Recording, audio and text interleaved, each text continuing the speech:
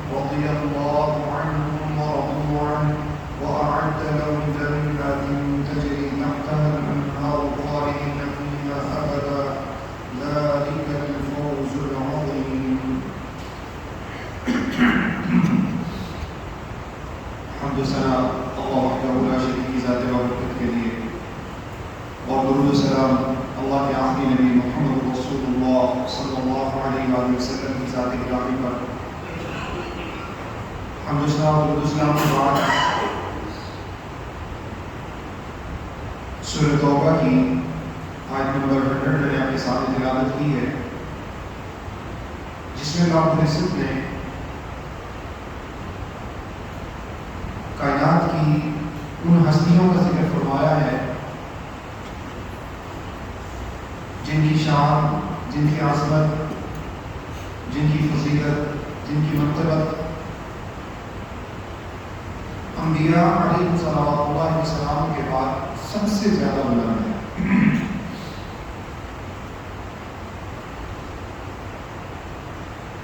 اور وہ ہستیاں ہیں اصحاب محمد صلی اللہ علیہ وسلم، صحابہ کرام کی رضوان اللہ علیہم اجمعین، خلفائے راشدین کی، عشرہ مبشرہ کی، جن کو جنت کی بشارتیں ملی، ان کی، آپ صلی اللہ علیہ وسلم کی ازواج مطہرات کی، اور نبی مکرم صلی اللہ علیہ وسلم کے دیگر اہل بیت کی۔ مشترکہ طور پر اللہ رب العزت نے ان تمام ہستیوں کے بارے میں، چاہے وہ انصار ہوں یا مہاجرین، ان کے بارے میں اللہ رب العزت نے یہ بات ارشاد فرمائی، والسابقون الاولون من المہاجرین والانصار الذین اتبعوهم بإحسان۔ وہ ایمان میں سبقت لے جانے والی ہستیاں، وہ انصار میں سے ہوں، مہاجرین میں سے ہوں، وہ تمام کے تمام لوگ جنہوں نے نبی مکرم صلی اللہ علیہ وسلم کو اپنی زندگی میں ایمان کی حالت میں دیکھا، اور ایمان کی حالت میں ہی ان کا خاتمہ ہوا، اور اسی طرح اللہ نے فرمایا الذین اتبعوهم بإحسان، وہ لوگ بھی جنہوں نے ان اصحاب محمد کی اتباع کی، وہ سب کے سب، اب ان کا مقام کیا ہے، ان کا مرتبہ کیا ہے، فضیلت کیا ہے، رضی اللہ عنہم ورضوا عنہ، اللہ ان سے راضی ہو چکا ہے اور وہ اللہ سے راضی ہو چکے ہیں۔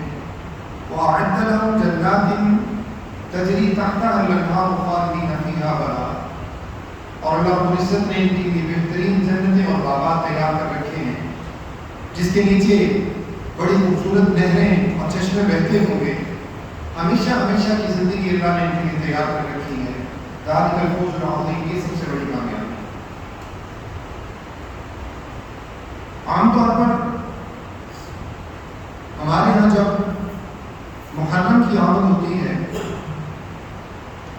تو اس دوران اہل مذہب، اہل دین ہمارے ممبر و محراب مساجد، مدارس، یہاں پر ایک عجیب قسم کی کشمکش شروع ہو جاتی ہے.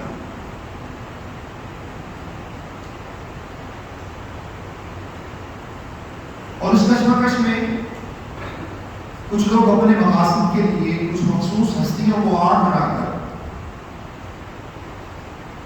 دیگر ہستیوں پر طعن کرنا اپنا دین سمجھتے ہیں. اور چونکہ ہم اہل سنت حضرات ہماری علم کے ساتھ ہمارا تعلق، قرآن و حدیث سے تعلق، اسلامی تاریخ سے تعلق، نبی مکرم صلی اللہ علیہ وسلم کی زبان عملی، آپ کی سیرت طیبہ سے ہمارا تعلق نہ ہونے کے برابر ہے، جس کی وجہ سے نتیجہ یہ نکلتا ہے کہ ہمارے سامنے جو بھی رتب و یابس بیان کیا جاتا ہے، چاہے اس کا اسلام سے تعلق ہو یا نہ ہو، چاہے قرآن و حدیث اس کو جسٹیفائی کرتے ہو یا نہ کرتے ہو، ہم صرف یہ سمجھتے ہیں کہ جو کچھ مختلف جگہوں سے سوشل میڈیا پر مختلف جو پلیٹ فارمز ہیں جہاں پر ہمیں کچھ سننے سمجھنے کا موقع ملتا ہے، جو کچھ ہمارے سامنے بیان کیا جا رہا ہے وہ بھی سچ ہے. بہت ساری ایسی باتیں ہیں جن کو سمجھنے کی اشد ضرورت ہے. بہت سارے ایسے معاملات ہیں جو حقیقت میں وہ نہیں ہوتا جو ہمیں سامنے نظر آتا. لہذا یہ بات ضروری ہے کہ سب سے پہلے اس مقصد کو سمجھا جائے کہ اگر اللہ رب العزت کی طرف سے، رسول اللہ صلی اللہ علیہ وسلم کی طرف سے کسی بھی ہستی کی تعریفات بیان کی گئی ہیں، ان کے منافع بیان کیے گئے ہیں، ان کے فضائل بیان کیے گئے ہیں، تو اس کی وجوہات کیا ہے، اس کا مقصد کیا ہے. اللہ رب العزت نے اپنے نبیوں علیہ السلام کو دیگر پوری کائنات پر بلند فرمایا، تو اس کا مقصد کیا ہے، کس وجہ سے اللہ رب العزت نے ان کو بلند فرمایا. کیا صرف ان کی ذات سے تعلق رکھنا، یا ان سے صرف رشتہ داری رکھنا، یا ان کے ساتھ اپنا کوئی جسمانی قلبی تعلق رکھنا جس میں دین کا عنصر نہ ہو، جس میں شریعت کا عنصر نہ ہو، جس میں اسلام کا عنصر نہ ہو، جس میں اللہ اور اس کے رسول صلی اللہ علیہ وسلم کی فرما برداری نہ ہو، جس میں ایمان نہ ہو، ایمان باللہ نہ ہو، ایمان بالرسالہ نہ ہو. کیا صرف یہ تعلق کل قیامت والے دن کام آ سکتا ہے؟ اگر ایسا ہوتا تو یقینی بات ہے، میں آپ کے سامنے بواقع قول یہ بات کہتا ہے، الگ اعلان یہ بات کہتا کہ رسول اللہ صلی اللہ علیہ وسلم کے جتنے بھی رشتہ دار ہیں وہ تمام کے تمام جنت میں چلے جائیں. جبکہ اللہ علیہ وسلم نے ایسا نہیں کہا. جبکہ رسول اللہ صلی اللہ علیہ وسلم کے سگے چچا جنہوں نے رسول اللہ صلی اللہ علیہ وسلم کے ساتھ اتنی محبت فرمائی، اتنی محبت کی اللہ کے نبی صلی اللہ علیہ وسلم کے ساتھ، کہ جب کفار مکہ نے، مشرکین مکہ نے اللہ کے رسول صلی اللہ علیہ وسلم پر عرصہ حیات تنگ کر دیا، جب آپ نے اعلان نبوت فرمایا، جب آپ نے اللہ کی توحید کا آوازہ بلند کیا، تو تمام کے تمام اہل مکہ اللہ کے نبی صلی اللہ علیہ وسلم کے دشمن تھے. اب اس وقت نبی مکرم صلی اللہ علیہ وسلم کے چچا ابو طالب وہ نبی صلی اللہ علیہ وسلم کے پاس آئے، کہا بھتیجے جتنا مجھ سے ہو سکتا تھا میں نے تمہارا ساتھ دیا، اب میرے ناتواں کندھے، میرا یہ نحیف لاغر اور کمزور جسم اب اتنی سکت نہیں رکھتا کہ میں تمام اہل مکہ کی دشمنی مول لے سکوں، میں ان کی مخالفت کا سامنا نہیں کر سکتا.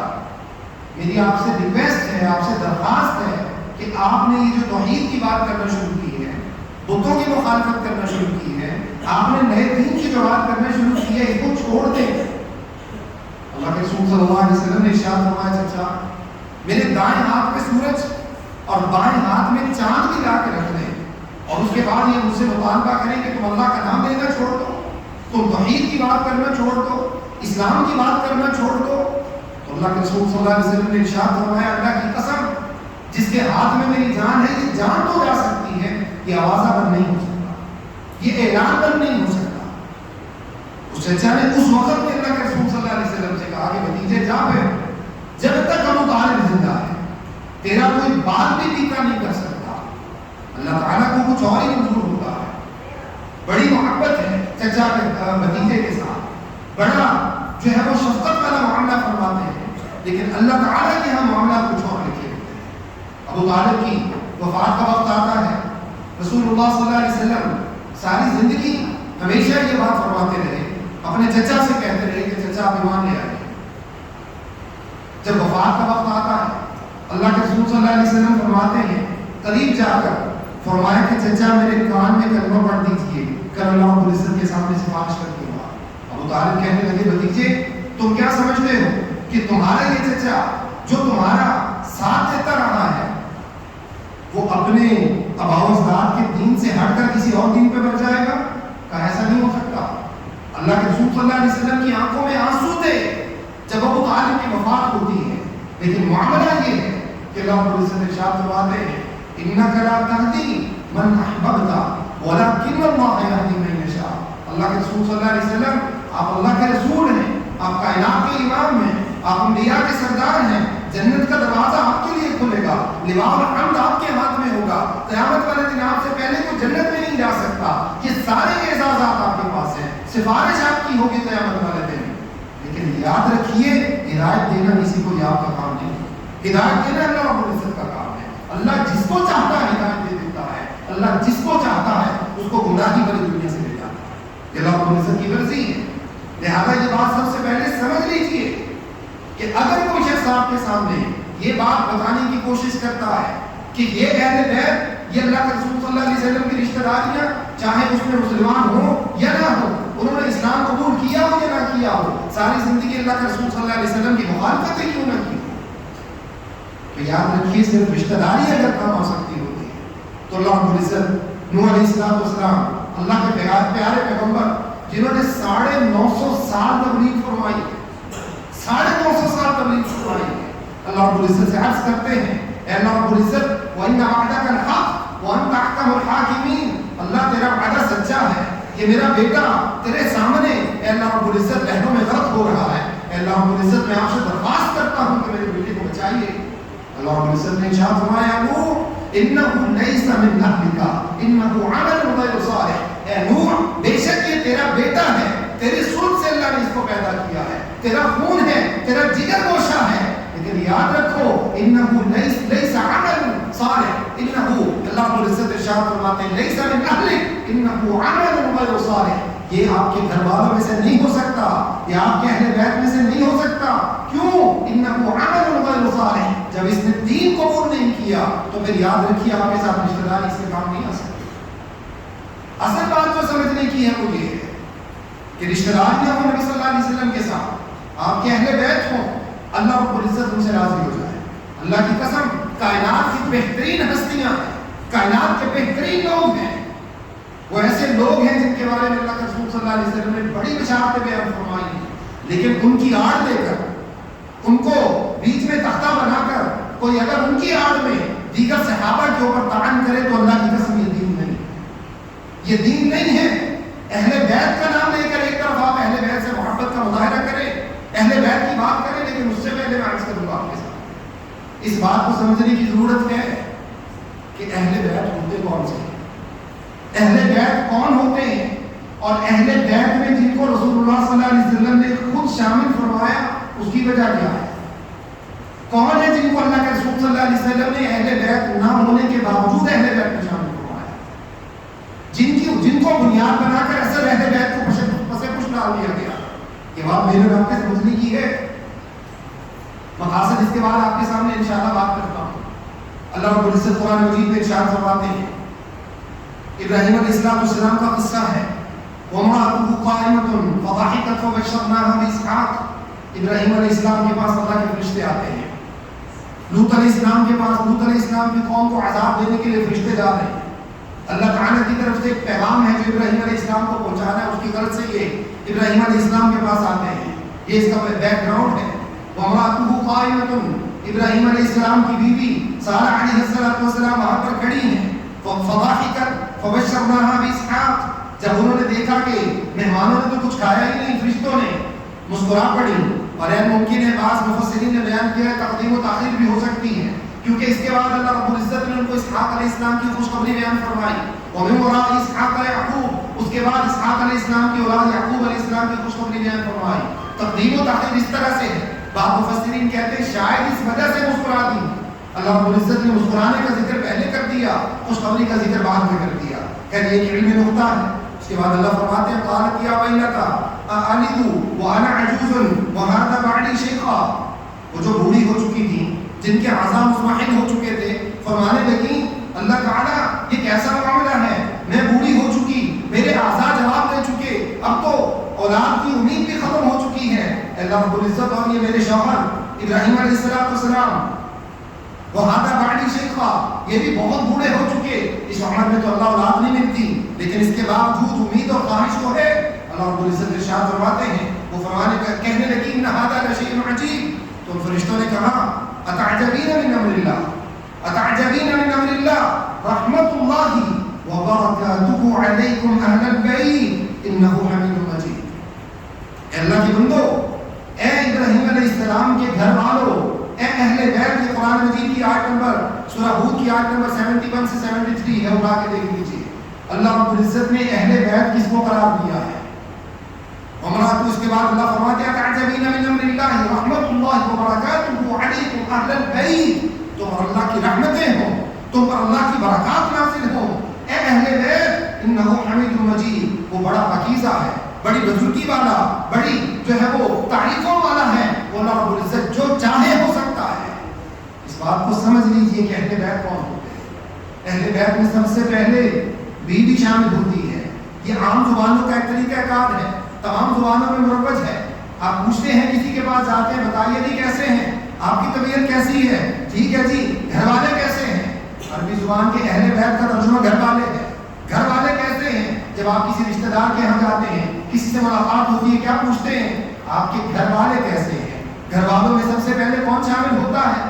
بیوی شامل ہوتی ہے، اولاد شامل ہوتی ہے، اولاد شامل ہوتی ہے، بیٹے شامل ہوتے ہیں، بیٹیاں شامل ہوتی ہیں، سب سے پہلے اہل بیت میں یہ شامل ہوتے ہیں۔ اب اس نقطے کے مطابق ذرا سمجھیے، اللہ رب العزت نے قرآن مجید میں خطاب فرمایا یا نساء النبی لستن كأحد من النساء إن اتقيتن فلا تخضعن بالقول فيطمع الذي في قلبه مرض وقلن قولا معروفا وقرن في بيوتكن ولا تبرجن تبرج الجاهلية الأولى وأقمن الصلاة وآتينا الزكاة وأطعنا الله ورسوله إنما يريد الله ليذهب عنكم الرجس أهل البيت ويطهركم تطهيرا۔ خطاب کہاں سے شروع ہوا ہے؟ الفاظ دوبارہ پھر سن لیجیے۔ یہ سورہ احزاب کی آیت نمبر 32 اور 33 ہے۔ یا نساء النبی، اے نبی صلی اللہ علیہ وسلم کی بیویوں، اے نبی صلی اللہ علیہ وسلم کی خواتین۔ کون ہے نبی صلی اللہ علیہ وسلم کی خواتین؟ آپ سب بول کے بتائیے۔ اللہ کے رسول صلی اللہ علیہ وسلم کی خواتین کون ہیں؟ آپ کی بیویاں کون ہیں؟ اللہ کی قسم، سیدہ عائشہ رضی اللہ تعالی عنہا، سیدہ جویریہ رضی اللہ تعالی عنہا، سیدہ میمونہ رضی اللہ تعالی عنہا، سیدہ زینب رضی اللہ تعالی عنہا، یہ اللہ کے رسول صلی اللہ علیہ وسلم کی بیویاں ہیں۔ سب سے پہلے اللہ کے رسول صلی اللہ علیہ وسلم کی بیویاں اہل بیت میں شامل ہیں۔ اللہ رب العزت نے ان کو خطاب فرمایا ہے۔ آیت کا مضمون کچھ اور ہے، میں اس طرف نہیں جانا چاہتا، پھر انشاءاللہ کبھی بات ہوگی۔ اللہ نے کیا فرمایا؟ یا نساء النبی، اے نبی علیہ السلام کی بیویوں، تم دیگر خواتین کی طرح نہیں ہو۔ لستن کأحد من النساء، تمہارا مقام بڑا بلند ہے۔ کیوں؟ تم نبی صلی اللہ علیہ وسلم کی گھر والیاں ہو، تم نبی صلی اللہ علیہ وسلم کے اہل بیت ہو، تم نبی صلی اللہ علیہ وسلم کا معزز اور مقدس گھرانہ ہو، تم دیگر خواتین کی طرح نہیں ہو۔ ان اتقیتن، اگر اللہ تعالیٰ سے ڈرتی رہو، تقوی اختیار کرتی رہو، فلا تخضعن بالقول، تمہاری زبان کے اندر کوئی ایسی نرمی نہیں آنی چاہیے۔ فیطمع الذی فی قلبہ مرض وقلن قولا معروفا، مبادہ کہ کوئی سننے والا اس کے دل میں کوئی بیماری پیدا ہو، شیطان اس کے دل میں کوئی الٹا سیدھا خیال پیدا کرے، تمہاری آواز کی لچک کی وجہ سے، تمہاری آواز کی نرمی کی وجہ سے، اٹریکشن کی وجہ سے اس کے دماغ کے اندر کوئی فطور پیدا ہو جائے۔ لہٰذا تم یہ بات یاد رکھو، وَقُلْنَ قَوْلًا مَعْرُوفًا، بات تو ہمیشہ اچھی کیا کرنا، لیکن آواز میں نرمی نہیں ہونی چاہیے۔ اللہ رب العزت نے نبی علیہ السلام کی بیویوں کے ذریعے تمام مومن خواتین کو یہ حکم ارشاد فرمایا ہے۔ اللہ ہمارے لوگوں کو ہدایت نصیب فرمائے۔ آج تو ہمارے یہاں ٹرینڈ بن چکا ہے، کوئی اسکول ہو، کالج ہو، یونیورسٹی ہو، آفس ہو، کمپنی ہو، فیکٹریاں ہو، آؤٹ آف سٹی بھی فیکٹریاں لگی ہوئی ہوں، تو وہاں بھی ریسیپشنسٹ کس کو رکھا جاتا ہے؟ میری اور آپ کی بہو بیٹیوں، میری اور آپ کی بہنوں کو، مسلمان خواتین کو، کیونکہ ان کی آواز کی نرمی کی وجہ سے ذرا کسٹمر آسانی سے پھنس جاتے ہیں۔ اللہ ہمیں ہدایت نصیب فرمائے، بات موضوع سے ہٹ نہ جائے۔ اللہ اللہ رب العزت نے کیا ارشاد فرمایا؟ اہل بیت کون ہے؟ اے نبی صلی اللہ علیہ وسلم کی بیویوں تم اہل بیت ہو. آخر میں اللہ رب العزت نے ارشاد فرمایا انما یرید اللہ لیذھب عنکم الرجس اہل البیت. اے نبی صلی اللہ علیہ وسلم کی گھر والیوں، اللہ رب العزت تم سے ہر قسم کی نجاست کو دور فرمانا چاہتا ہے. وَيُطَهِّرَكُمْ تَطْهِيرًا. اللہ رب العزت تمہیں بہترین طریقے سے پاک و مطہر کرنا چاہتا ہے. یہ اصل میں اہل بیت کے بارے میں آیت ہے. اب ذرا سمجھیے، نبی صلی اللہ علیہ وسلم اسی حدیث اسی قرآن مجید کی آیت کے مطابق ایک دیگر جگہ پہ مسند احمد کی ایک روایت کے مطابق جس کو حدیث القصا کہا جاتا ہے، وہ چادر والی حدیث کہلاتی ہے، اس حدیث میں رسول اللہ صلی اللہ علیہ وسلم نے اللہ تعالیٰ سے درخواست کی ہے، اللہ سے دعا کی ہے. یہ اللہ تعالیٰ کی طرف سے آزمائش کسی نبی پر اللہ نے کیسی ڈالی، کسی پر کیسی ڈال دی. اللہ رب العزت نے نبی صلی اللہ علیہ وسلم کو اولاد نرینہ عطا فرمائی، واپس لے لی. بیٹے عطا فرمائے، ابتدا میں واپس لے لیے. ہر نبی چاہتا ہے، ہر شخص یہ چاہتا ہے اس کے بیٹے ہوں، اس کے ورثاء ہوں، اس کے بعد اس کا نام لینے والے ہوں. کفار نے مذاق اڑایا، نبی علیہ السلام کے اوپر تنقید کی، آپ صلی اللہ علیہ وسلم کے اوپر کئی طرح کی باتیں بنائیں. اللہ رب العزت نے فرمایا آپ کے گھرانے کو اللہ رب العزت اور طریقے سے باقی رکھ دے گا.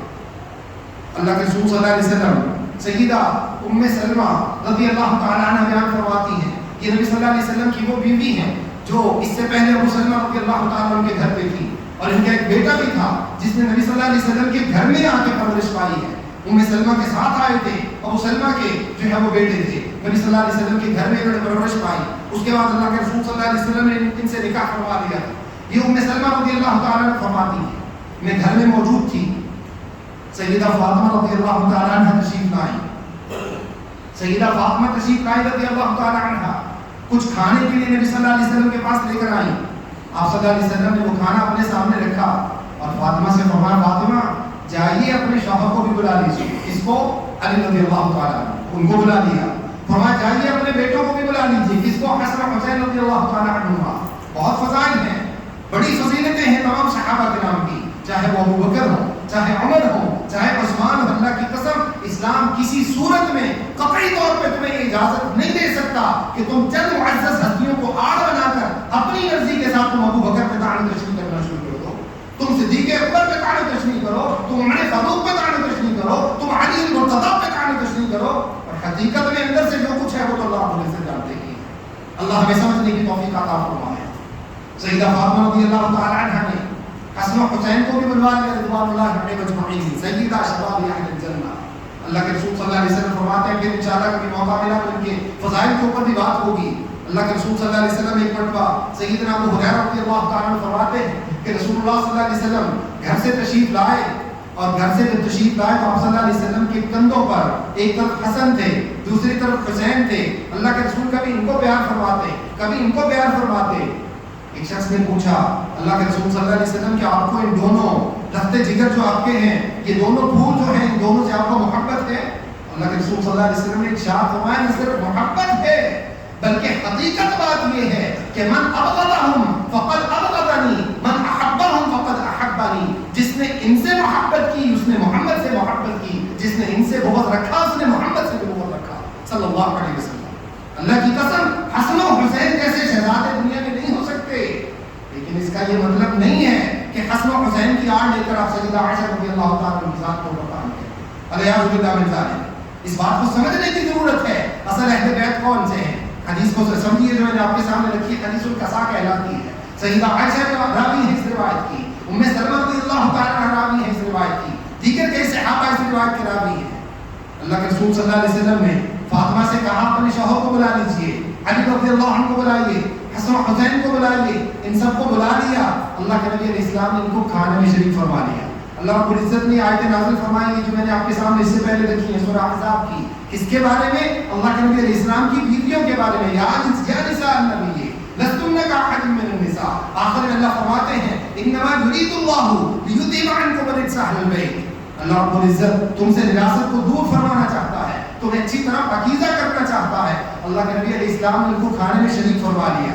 جب اللہ نے آیتیں نازل فرمائی، اللہ کے رسول صلی اللہ علیہ وسلم جس چادر مبارک پر تشریف فرما تھے اس چادر کا بچا ہوا حصہ اٹھایا، اپنے اوپر لے لیا، حسن حسین کے اوپر دے دیا، فاطمہ کے اوپر دے دیا، علی رضی اللہ عنہ کے اوپر دے دیا. ان سب کو اپنی اس چادر میں لے لیا. اور اس کے بعد اللہ کے رسول صلی اللہ علیہ وسلم نے فرماتی ہے ام سلمہ رضی اللہ تعالی اللہ کے رسول صلی اللہ علیہ وسلم نے اپنا ہاتھ مبارک باہر نکالا، ارشاد فرمایا اللہم ہؤلاء اہل بیتی وخاصتی فاذہب عنہم الرجس وطہرہم تطہیرا، اے اللہ یہ بھی میرے گھر والوں میں ہے، اے اللہ ان کو بھی میرے گھر والوں میں شامل فرما دے، ان کو میرے اہل بیت میں شامل فرما دے، یہ میرے خاص لوگ ہیں، میرے گھر کے لوگ ہیں، اللہ ان کو بھی شامل فرما دے۔ اللہ نے کس کو کہا تھا؟ یا نساء النبی، اے نبی علیہ السلام کی بیویوں، اور اللہ کے رسول صلی اللہ علیہ وسلم اللہ سے درخواست کرتے ہیں اے اللہ رب العزت انہم ہؤلاء اہل بیتی وخاصتی، اے اللہ یہ بھی میرے گھر والے ہیں، یہ بھی میرے خاص لوگ ہیں، ان کو شامل فرما دے۔ اللہ رب العزت نے دعا قبول فرمائی، علی کو، حسن حسین کو، فاطمہ کو رضی اللہ تعالی عنہم اجمعین، ان سب کو اللہ نے اہل بیت میں شامل فرما دیا۔ اس کے بعد ام سلمہ فرماتی ہیں میں جب نماز سے فارغ ہوئی تو نماز سے فارغ ہو کر چادر کے ایک کونے سے میں نے بھی اپنا سر مبارک اندر کر دیا۔ نبی صلی اللہ علیہ وسلم کی بیوی ہیں، آپ کے اصل اہل بیت ہیں، فرماتی ہیں میں نے بھی اپنا سر اندر کر دیا، اور میں نے اپنا سر اندر کر کے اللہ کے رسول صلی اللہ علیہ وسلم سے عرض کیا اللہ کے رسول مجھے بھی اس دعا میں شامل فرما لیں۔ اللہ کے رسول کیا فرماتے ہیں صلی اللہ علیہ وسلم؟ مسند احمد کی روایت ہے، حدیث نمبر 26508 ہے، اللہ کے رسول صلی اللہ علیہ وسلم فرماتے ہیں انکی الی خیر، انکی الی خیر، ام سلمہ تمہیں کس بات کی پریشانی ہے؟ تم تو پہلے ہی اہل بیت میں شامل ہو۔ امید ہے مسئلہ سمجھ میں آ گیا ہوگا، تم تو پہلے ہی اہل بیت میں شامل ہو، تمہیں کس بات کی پریشانی ہے؟ اصل اہل بیت کون سے ہوتے ہیں؟ بیویوں سے شروع ہوتے ہیں، گھر والوں سے شروع ہوتے ہیں۔ اللہ رب العزت کی خاص عطا ہے، اللہ رب العزت نے نبی صلی اللہ علیہ وسلم کی بیٹی کے شوہر، ان کے بیٹے حسن حسین رضوان اللہ علیہ اجمعین، جن کی بڑی شان ہے، بڑی منقبت ہے، بڑی فضیلت ہے اللہ کی قسم، ان کو اللہ رب العزت نے اپنے خاص حکم سے شامل فرمایا۔ اصل جو بات ہے، جو مقصد ہے، کہیں بات نکل نہ جائے اس کے بعد شاید موقع ملے نہ ملے، اصل جو بات ہے وہ کیا ہے؟ اللہ رب العزت ارشاد فرماتے ہیں بات سمجھنے کی ہے۔ یاد رکھیے اللہ رب العزت نے قرآن مجید میں اہل بیت کو خاص اور دیگر صحابہ کرام کو عام ایسا کہیں اللہ رب العزت نے ذکر نہیں فرمایا۔ اللہ نے جہاں بھی زیادہ تر بات کی ہے اللہ رب العزت نے تمام صحابہ کرام کو، چاہے ابو بکر ہو، چاہے ابو ہریرہ ہو، چاہے انس بن مالک ہو، چاہے بلال حبشی رضی اللہ تعالیٰ عنہ اجمعین، اللہ نے تمام کے تمام کو ہمیشہ مشترکہ طور پر ان کی منقبت بیان فرمائی۔ اور وہ منقبت کیا ہے؟ اللہ رب العزت ارشاد فرماتے ہیں، یاد رکھو سورہ نساء کی آیت نمبر 115 ہے، وَمَن يُشَاقِقِ الرَّسُولَ مِن بَعْدِ مَا تَبَيَّنَ لَهُ الْهُدَىٰ وَيَتَّبِعْ غَيْرَ سَبِيلِ الْمُؤْمِنِينَ نُوَلِّهِ مَا تَوَلَّىٰ وَنُصْلِهِ جَهَنَّمَ وَسَاءَتْ مَصِيرًا۔ یاد رکھو اصل جو مقصد ہے، ان اہل بیت کے فضائل تمہارے سامنے بیان کیے جاتے ہیں، علی رضی اللہ تعالیٰ عنہ کے، فاطمہ کے، حسن حسین کے، نبی صلی اللہ علیہ وسلم کے، صحابہ کرام کے، یہ سب کچھ اس لیے بیان کیا جاتا ہے تاکہ تمہیں دین کا اصل مقصد سمجھ میں آئے۔ اور وہ کیا ہے؟ وَمَن يُشَاقِقِ الرَّسُولَ، جس نے رسول صلی اللہ علیہ وسلم کی نافرمانی کی، اور اس کے بعد من بعد ما تبین لہ الہدیٰ، دین کیا جانے کے بعد، ہدایت واضح ہو جانے کے بعد، پھر وَيَتَّبِعْ غَيْرَ سَبِيلِ الْمُؤْمِنِينَ، پھر اس نے صحابہ سے ہٹ کر کسی اور کا رستہ اپنایا، ایمان والوں سے ہٹ کر کسی اور کا رستہ اپنایا۔ اور یاد رکھیے ایمان والوں میں کون شامل ہے؟ تمام کے تمام صحابہ، تمام اہل بیت شامل ہیں۔ ان تمام کے تمام کے بارے میں اللہ رب العزت نے یہ بات ارشاد فرمائی ہے، ان میں سے کسی نے کوئی بھی رستہ اپنایا تو اللہ رب العزت ارشاد فرماتے ہیں کیا ہوگا؟ نُوَلِّهِ مَا تَوَلَّىٰ وَنُصْلِهِ جَهَنَّمَ، ہم اس کو ادھر ہی پھیر دیں گے جدھر وہ پھرنا چاہتا ہے، وَنُصْلِهِ جَهَنَّمَ، اور اس کو ہم جہنم میں پھینک دیں گے، وَسَاءَتْ مَصِيرًا، اور یہ بہت برا ٹھکانہ ہے۔ اصل جو بات ہے وہ یہ ہے جس کو سمجھنے کی ضرورت ہے، اہل بیت ہو ان سے محبت ایمان کا حصہ ہے، اللہ کے نبی صلی اللہ علیہ وسلم کے دیگر صحابہ ہوں ان سے محبت ایمان کا حصہ ہے، اللہ کے نبی صلی اللہ علیہ وسلم کی ازواج مطہرات جو میری اور آپ کی تمام مومنوں کی مائیں ہیں ان سے محبت ایمان کا حصہ ہے۔ لیکن صرف یہ محبت کام نہیں آئے گی جب تک ان کی اتباع نہیں کی جائے گی۔ آخری بات آپ کے سامنے بات ختم کرتا ہوں۔ عبداللہ بن عمر رضی اللہ تعالیٰ عنہ بڑی پیاری بات ارشاد فرماتے ہیں حلیۃ الاولیاء کے اندر، اور ابن عمر کا یہ فرمان موجود ہے، ارشاد فرماتے ہیں دیکھو لوگو، من كان مستنا فليستن بمن قد مات اولئك اصحاب محمد كانوا خير الامه ابرها قلوبا واعمقها علما واقلها تكلفا اختارهم الله لصحبه نبيه ونقل دينه فتشبهوا باخلاقهم وطرائقهم فهم اصحاب محمد كانوا على الهدى المستقيم۔ عبداللہ بن عمر رضی اللہ تعالیٰ عنہ فرماتے ہیں لوگو آؤ تمہیں ایک نقطے کی بات بتاؤں، آؤ تمہیں ایک پتے کی بات بتاؤں، تمہیں زندگی گزارنے کے گر سکھاؤں، تم میں سے جو اتباع کرنا چاہتا ہے اللہ کی قسم اصحاب محمد کی اتباع کر لے۔ جو اتباع کرنا چاہتا ہے، جو کسی کے پیچھے چلنا چاہتا ہے، کسی کی فقہ اپنانا چاہتا ہے، کسی کے دین کو اپنانا چاہتا ہے تو اللہ کی قسم اصحاب محمد کے دین کو اپنا لو، اصحاب محمد کی فقہ کو اپنا لو، اللہ کے رسول صلی اللہ علیہ وسلم کے مراجعہ کر لو کون ہے یہ لوگ. فرماتے اولئک اصحاب محمد، یہ اللہ کے رسول صلی اللہ علیہ وسلم کے ساتھی ہیں. کانوا خیر الامہ، یہ سب سے بہترین لوگ ہیں امت کے. غرہا قلوبا، جن کے دلوں کو اللہ نے مبرہ بنا دیا ہے، پاکیزہ بنا دیا ہے. واعمقہا علما، جن کے علم کے اوپر تمام علوم کی گہرائیاں ختم ہو جاتی ہیں. واقلہا تکلفا، جن کی زندگیوں میں کوئی تکلف نہیں ہے. اختارہم اللہ لصحبت نبیہ، جن کو اللہ نے خاص اپنے نبی صلی اللہ علیہ وسلم کی صحبت کے لیے، ان کی رفاقت کے لیے چنا ہے. ونقل دینہ، اللہ نے اپنے دین کو آگے دوسرے لوگوں تک پہنچانے کے لیے چنا ہے. فتشبہوا باخلاقہم، لوگوں اخلاق اپنانے ہیں تو صحابہ کے اپنا لو. وطرائقہم، اگر زندگی گزارنے کے طریقے اپنانے ہیں تو ان کے طریقے اپنا لو. فہم اصحاب محمد، یہ اصحاب محمد ہیں صلی اللہ علیہ وسلم. کانوا علی الہدی المستقیم، یہ سارے کے سارے اصل میں اس رستے پر ہیں جس رستے پر اللہ رب العزت نے چلنے کے لیے تمام اہل ایمان کو دعوت دی ہے. اللہ سے دعا ہے کہ جو کچھ آپ کے سامنے بیان کیا مجھے اور آپ سب کو سمجھنے، عمل کرنے اور آگے پہنچانے کی توفیق عطا فرمائے. استغفر اللہ لی ولکم ولسائر المسلمین. السلام علیکم ورحمۃ اللہ وبرکاتہ.